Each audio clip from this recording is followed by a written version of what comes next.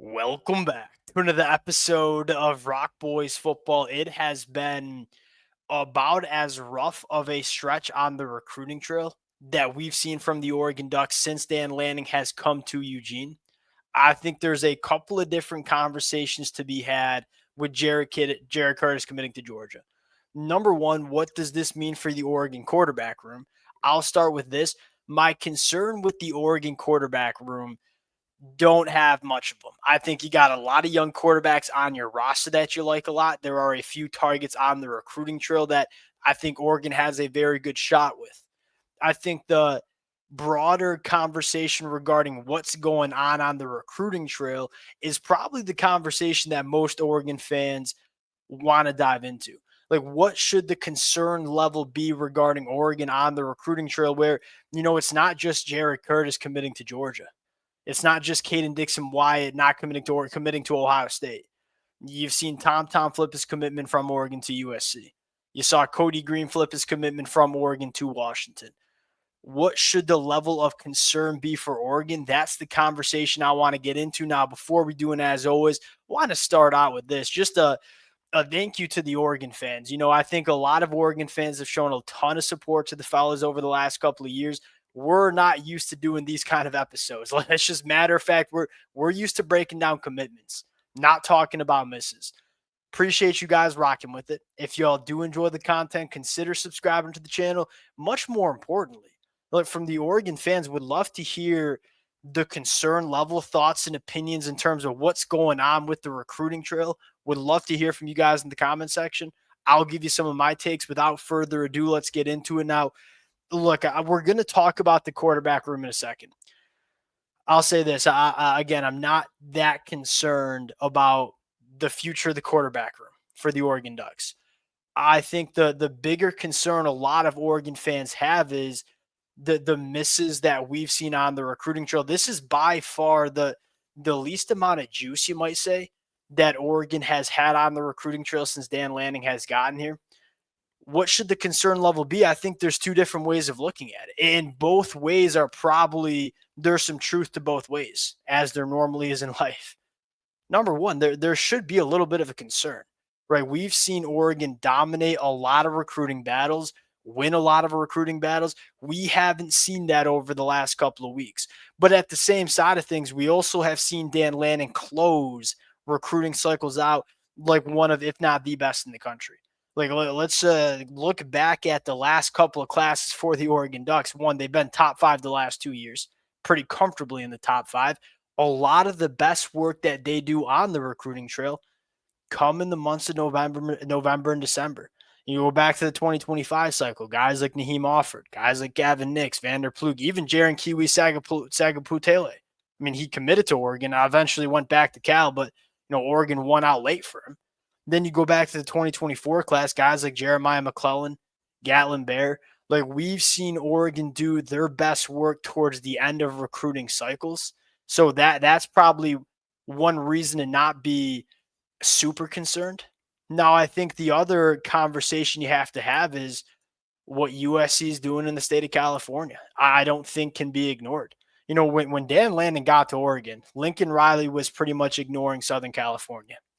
And Dan Lanning saw that, noticed that, and absolutely pillaged the state of California. Lincoln Riley, Chad Bowden and company have done a better job putting up their walls and kind of keeping some of that California talent going to USC. So there are some other extenuating factors around, or it's not just Oregon not winning recruiting battles. There are some other factors at play, you might say, that are hurting Oregon's efforts on the recruiting trail. My general take is that I would be surprised if Dan Lanning and the Oregon Ducks do not sign a top 5 class in the country.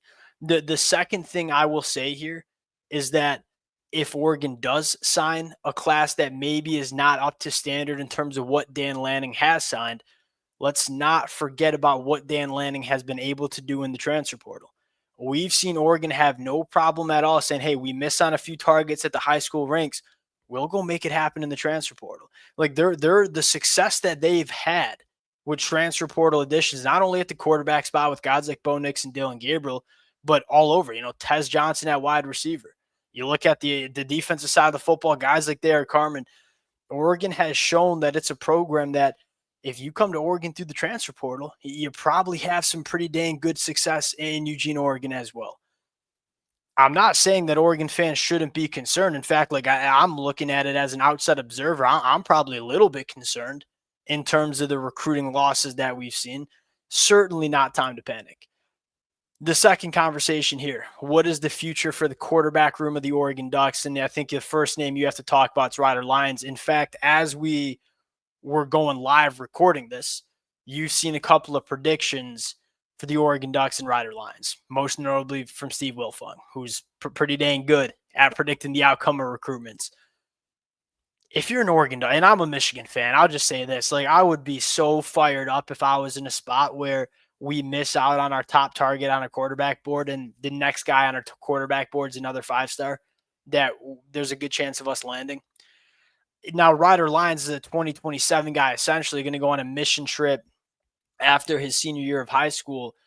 This is still a very good quarterback. In fact, the quarterback that we've talked a lot about, right? Last 2 years at the high school ranks 6,500 yards, a 68% completion percentage, 84 touchdowns, 14 interceptions.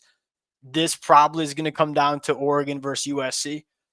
You've seen a lot of these recruitments come down between Oregon and USC, but Oregon has done a really good job. And I think as much as we talk about Lincoln Riley and his development of quarterbacks, which is certainly we can't argue with, Will Stein's also done a really good job developing quarterbacks as well in Eugene, Oregon. We'll see how that plays out. I think that's where Oregon's attention goes to now. In terms of the immediate future of the Oregon quarterback room, look at what you have right now. I mean, Dante Moore has 2 years of eligibility remaining. Austin Novosad has 2 years of eligibility. Austin Novosad has 3 years of eligibility remaining. Luke Moga, who I 6 months ago wasn't sure if he was going to be a starting caliber quarterback in the Big Ten, he's got 4 years of eligibility remaining. I think there are a lot of Oregon fans excited about what Luke Moga could be over the next couple of years. Then you have a guy in Achilles Smith, who I thought looked very good in the spring game. As an early enrollee freshman, he's got 4 years of eligibility remaining with a redshirt year to use. And you feel pretty good about the quarterback play for the Oregon Ducks immediately in the 2025 season. You feel pretty good about the Oregon Ducks quarterback pipeline over the next couple of years as well.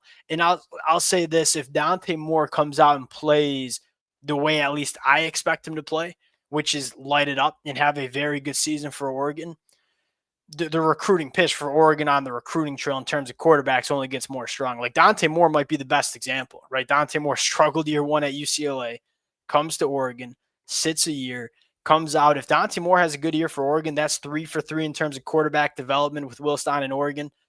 You all of a sudden carry a lot of weight in terms of recruiting quarterbacks at the high school ranks as well as recruiting quarterbacks out of the transfer portal. That's all to say, look, I ain't telling Oregon fans not to be frustrated about what's going on. It's something that we are certainly not used to seeing from Dan Lanning in Oregon. But at the same time, we have seen Oregon do their best work on the recruiting trail late in cycles. I think specifically in the quarterback room, you feel pretty good about what the future of the quarterback room is going to look like. It sucks. These episodes are not as fun as breaking down commitments, but I do think that's the reality. It's been a tough couple of weeks on the recruiting trail. Certainly not. In fact, I'm probably not even close to pressing the panic button regarding this Oregon team. And again, I think a large part of what we've seen on the recruiting trail has to do with like USC operating like USC again. As good as it was for Dan Lanning in Oregon that, USC was really struggling on the recruiting trail in the state of California for the last couple of years, at some point you kind of had to expect USC was going to get it together. And they certainly have over the last couple of weeks. We'll close it out there. Oregon fans, please let it fly in the comment section. Looking forward to hearing from you guys. Appreciate it. If y'all do enjoy the content, consider subscribing to the channel. We'll talk to y'all later.